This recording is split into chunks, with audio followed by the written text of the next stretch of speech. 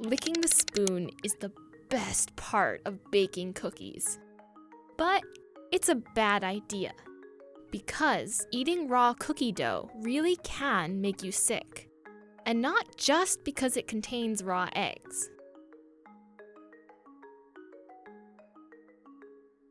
In 2009, over 77 people across 30 states got food poisoning after eating pre-packaged raw cookie dough.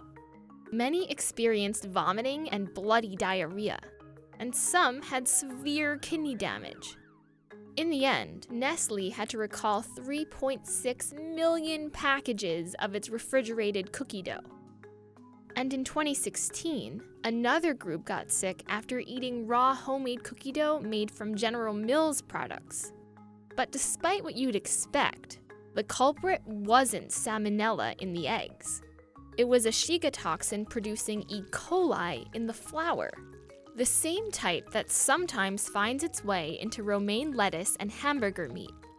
In fact, the CDC estimates it's responsible for 265,000 illnesses, 3,600 hospitalizations, and 30 deaths in the United States every year.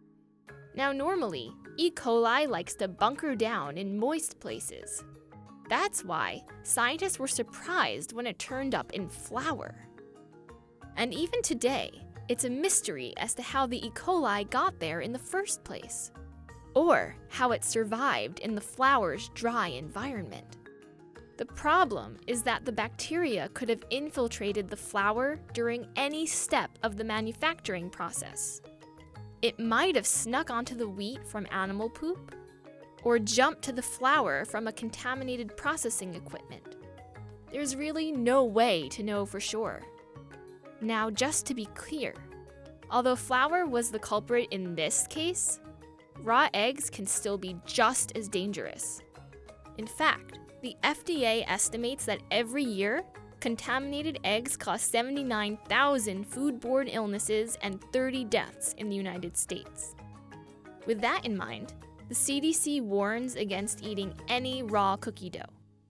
But there's good news. Although yes, there's a risk your cookie dough is contaminated, it's a pretty minimal one. Many bakers, for example, taste test all the time, no worse for wear. Plus, a study found that over half of college students ate unbaked cookie dough, and they lived to tell the tale.